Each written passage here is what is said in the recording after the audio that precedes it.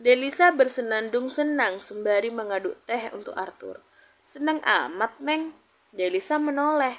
Denny berdiri di sampingnya hendak menyeduh kopi sasetnya. Iya dong, kerja itu harus penuh semangat. Denny menoleh ke arah Delisa dengan tatapan heran. Kesambat loh, sehat. Sehat dong, jawab Delisa penuh senyum tak seperti biasanya. Denny yang merasakan keanehan pada Delisa langsung menempelkan tangannya ke kening gadis itu. Apaan sih? Delisa menepis tangan Denny. Lo yang kenapa, Del? Apa kiamat udah deket? Kok lo bisa bahagia banget datang ke kantor? Delisa berdecak. Memangnya selama ini separah itu ya? Dia mengeluh. Lagi seneng aja gue. Oh, emang dikasih apa sama bos? Kok bisa seseneng itu? Delisa meletakkan teh yang ia buat ke atas nampan dan bergeser hendak keluar dari pantry. Ada deh, jawabnya kemudian ngeloyor pergi. Delisa masih bersenandung senang berjalan menuju ruang kerja Arthur. Tadi Denny bertanya apa penyebab Delisa senang seperti ini. Memang apa yang diberi Arthur kepadanya? Jawabannya tentu satu, cinta. Delisa merona mengingat hal semalam. Dia sebenarnya agak malu karena bersikap kekanakan. Mana bawa-bawa mantan pula. Kalau Arthur jadi kepikiran terus mendekati mantannya lagi kan berabe. Delisa baru aja membuka hatinya kembali. Masa sih mau patah hati lagi? Delisa mengetuk pintu ruangan Arthur kemudian masuk begitu aja. Tehnya pak, ucapnya sembari meletakkan cangkir yang ia bawa ke atas meja. Terima kasih. Arthur tersenyum dan langsung mengambil gelas dan menyeruput tehnya. Delisa memperhatikan tampilan Arthur hari ini. Pria itu hanya memakai kemeja putih dan jas yang sekarang tersampir di kursinya. Masalahnya itu Arthur tidak serapi biasanya karena tumben-tumbenan ini bosnya tak memakai dasi. Gak pakai dasi pak, tanya Delisa yang keheranan karena Arthur yang selalu nampak rapi, lengkap dengan dasinya hari ini dan tidak seperti biasanya. Arthur meletakkan gelasnya kemudian membuka laci, mengeluarkan sebuah dasi berwarna navy. Berdiri dan menyodorkannya kepada Delisa. Delisa menatap bingung, apa maksud Arthur? Buat saya pak, tanyanya dan Arthur langsung tertawa. Pasangin. Delisa menatap dasi dan Arthur bergantian. Tapi kan biasanya pasang sendiri. Belajar, tapi kan setiap pak pergi kerja, Mas mau kamu yang pasangin Mas dasi. Bisik Arthur. Pipi Delisa merona. Arthur sudah memikirkan sejauh itu. Kapan mereka akan menikah aja belum pasti. Tapi kan Mas bisa pakai dasi sendiri. Jadi nggak mau nih. Delisa yang melihat Arthur hendak duduk kembali buru-buru mendekat dan mengambil dasi tersebut. Arthur sedikit menundukkan badannya agar Delisa bisa dengan mudah memasangkan dasi kepadanya. Tapi saya nggak bisa pasang serapi Mas loh ya. Lagian kenapa nggak pakai dasi instan aja sih? Dumelnya. Tangannya masih aktif menyimpul dasi. Arthur diam aja. Ia fokus melihat ke arah wajah Delisa yang nampak serius memasanginya dasi. Nah, sudah. Delisa tersenyum melihat hasil karyanya. Kemudian ia mendongak dan tatapannya langsung beradu dengan Arthur. Sesaat mereka terdiam saling pandang dan rasanya seperti ada magnet yang menariknya untuk mendekat. Namun suara ketukan membuyarkan segalanya. Permisi pak, saya Pras mau bertemu, ucap orang di balik pintu itu. Delisa salah tingkah. Apa yang baru saja ia pikirkan? Kenapa ia jadi berpikir yang aneh-aneh? Sekarang kan sedang jam kerja. Arthur sedang menjadi bosnya, bukan calon suaminya. Arthur berdehem kemudian menginstruksikan Pras untuk masuk. Pras yang baru saja masuk merasa ada suasana yang aneh dengan dua orang di hadapannya.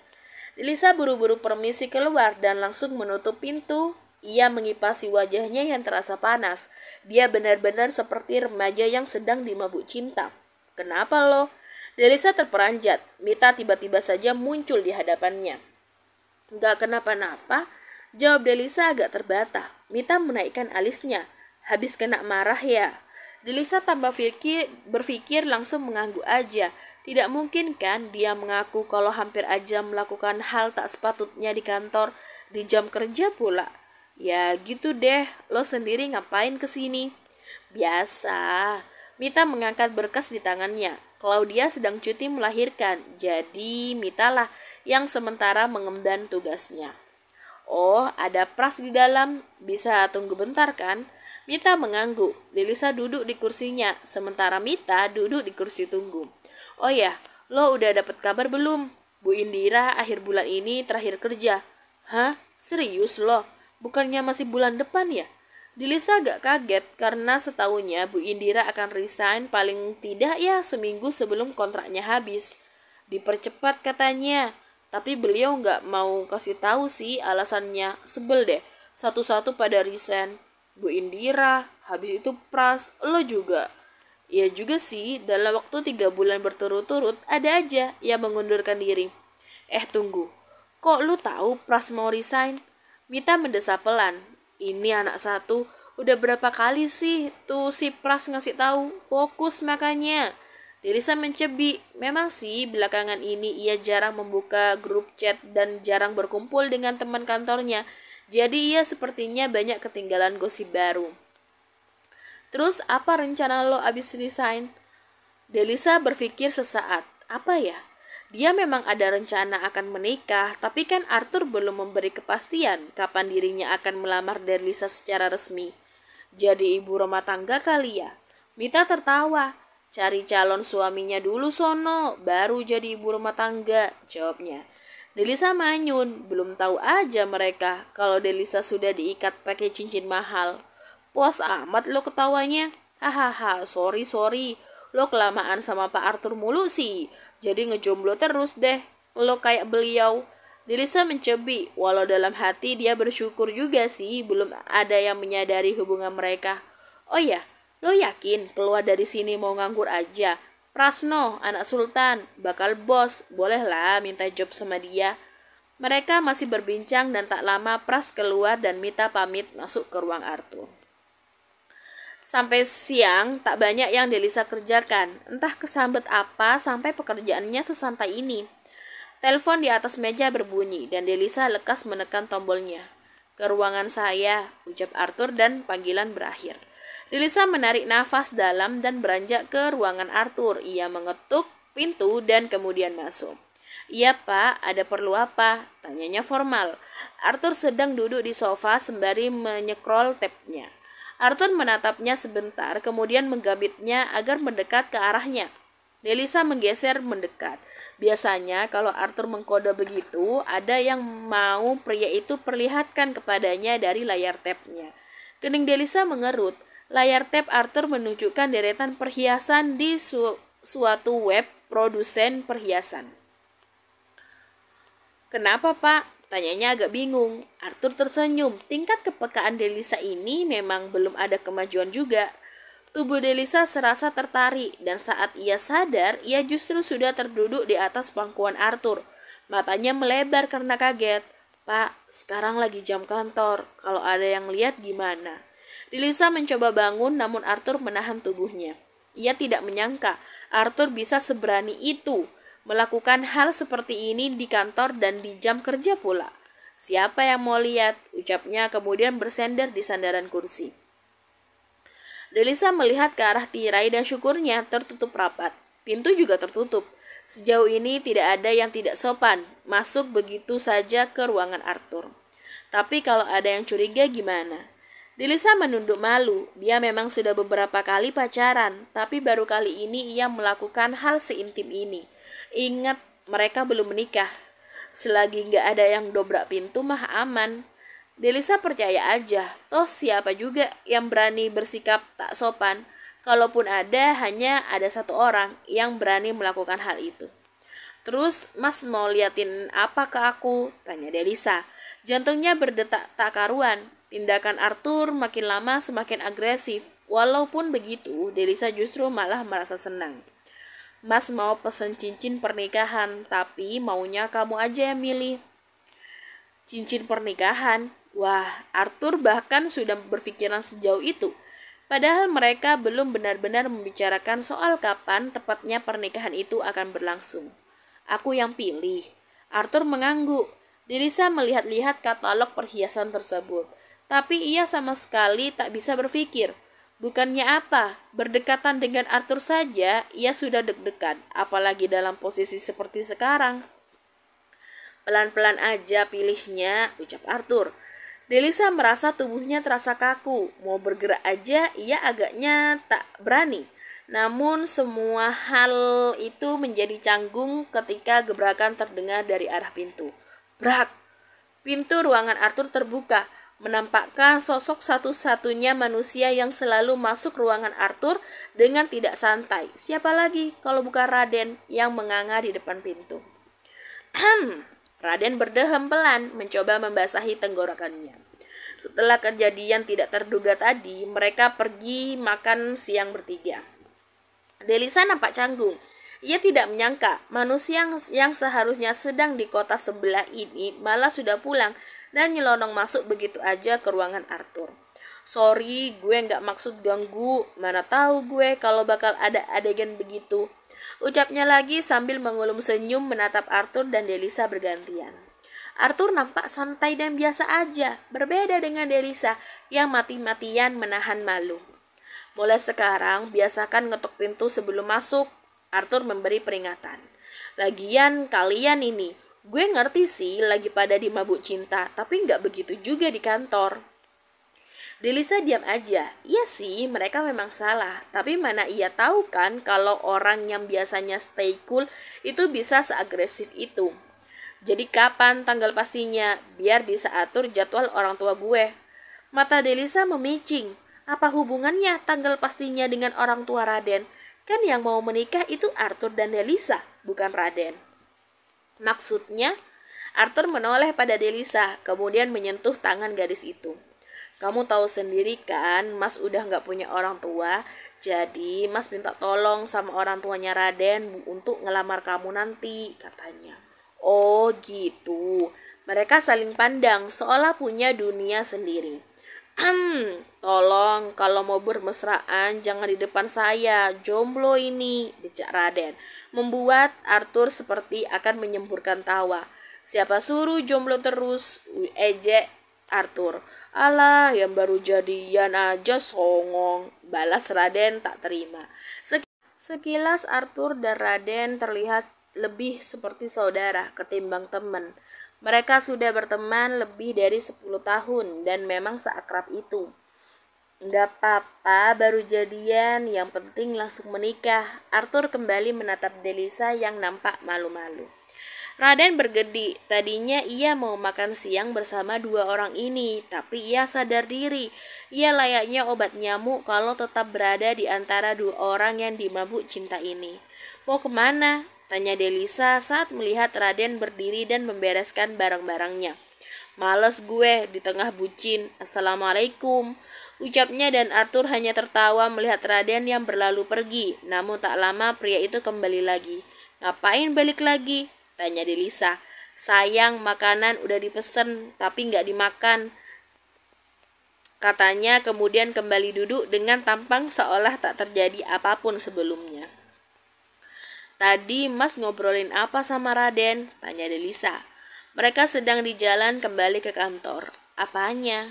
Delisa berdecak. Biasanya kalau begini ada sesuatu yang Arthur sembunyikan. Ayolah. Delisa bukannya sehari 2 hari jadi sekretaris seorang Arthur. Tadi yang pas aku ke toilet. Emang apa yang kami bicarain sampai kamu kepo begini? Ya habisnya pas aku datang kalian kayak ngalihin pembicaraan gitu. Arthur tidak menjawab dan fokus menyetir. Mas, seru Delisa karena tak kunjung ada jawaban. Soal dua perempuan yang datang tempo hari. Jadi mereka minta uang. Rahang Delisa mengerat. Ada aja manusia menyebalkan dan tak tahu diri berkeliaran di antara mereka. Terus Mas kasih?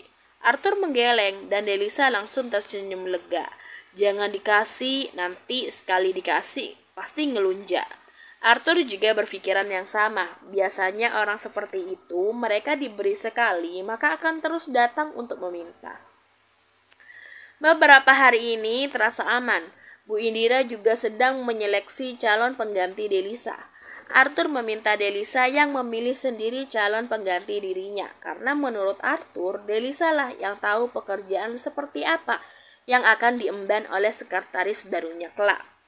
Siang ini ada 3 orang calon yang lulus interview sama saya. Nanti kamu bisa seleksi lagi dari ketiganya. Bu Indira menyodorkan 4 file lamaran. Kening Delisa agak mengerut. Katanya 3 orang, tapi kenapa filenya ada 4? Karin mengajukan diri untuk mengambil posisi kamu. Basic dia manajemen. Delisa mendesah pelan. Karin yang selalu masam melihat Delisa itu mencoba menjadi sekretaris Arthur.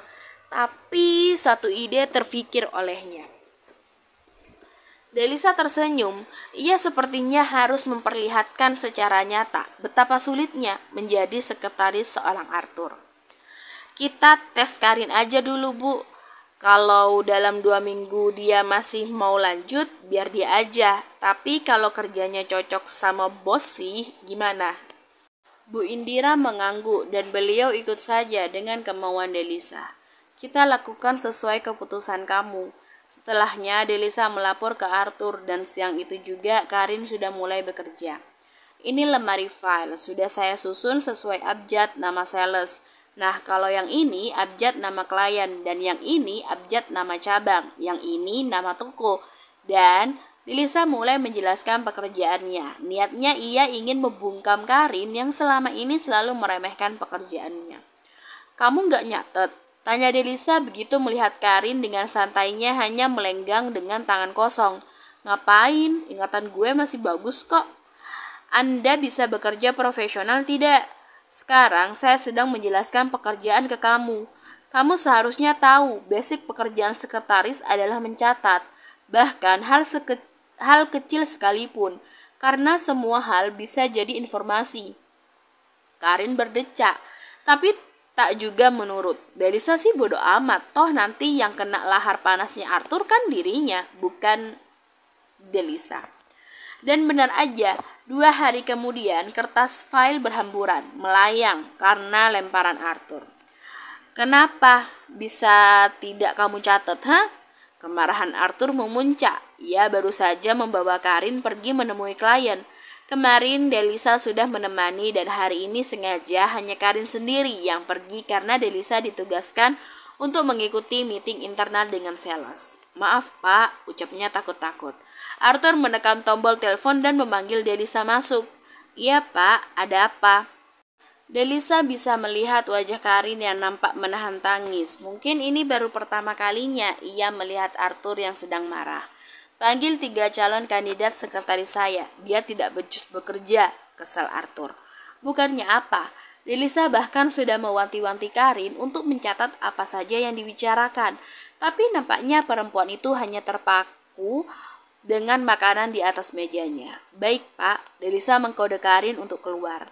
Katanya ingatannya bagus, kok ditanyain gak bisa jawab. Karin menatap sinis pada Delisa. Gue juga bisa kerja kayak lo kalau udah bertahun-tahun. Oh iya, sayangnya bos gak mau lagi tuh kamu jadi sekretarisnya. Delisa tersenyum dan melengos pergi. Arthur itu tipe bos yang kalau moodnya rusak karena pekerjaan akan sulit untuk memperbaikinya. Paling tidak satu dendamnya terbalas sebelum ia resign dari tempat ini. Moodnya masih jelek, tanya Delisa. Mereka sudah di jalan akan pulang. Arthur hanya berdehempelan. Pekerjaan sedang banyak-banyaknya dan ada aja yang mengacau. Apa nggak ngamuk orang satu ini? Kita nonton yuk atau jalan di mall gitu, ajak Delisa. Ada film apa jam segini? Delisa membuka HP-nya, mencari film apa yang akan tayang. Mereka berjalan sambil bergandengan tangan menuju lantai bioskop. Jam sudah hampir menunjukkan pukul 9 lewat dan film yang akan mereka tonton akan tayang setengah jam lagi. Nonton film ini nggak apa-apa kan? Tanya Delisa. Sejujurnya ia tidak tahu harus menonton apa. Tapi gimana demi memperbaiki mood Arthur yang sudah seperti perempuan yang sedang PMS. Iya, Mas masih kesel gara-gara kerjaan tadi. Arthur yang duduk di samping Delisa menggeleng. Mas cuma kepikiran aja apa ada yang bisa bekerja sebaik kamu. Delisa mengusap lengan Arthur. Situasi mereka serba salah. Mau Delisa tetap bekerja, tapi mereka akan menikah. Jelas Delisa hanya bisa memilih salah satunya. Pasti ada, aku bakal berusaha ngajarin mereka nanti. Delisa tersenyum. Dia tahu betapa Arthur sangat mencintai pekerjaannya. Mungkin karena masa lalu yang kurang baik, Arthur jadi terlalu terobsesi dengan pekerjaan dan uang. Apa jadinya kalau kamu resign dan hubungan kita tidak seperti sekarang? Mas jadi kepikiran, apa semuanya akan baik-baik aja? Jangan pikirkan sesuatu yang gak perlu, oke? Arthur menurut aja, toh semua yang terjadi terasa benar sampai saat ini.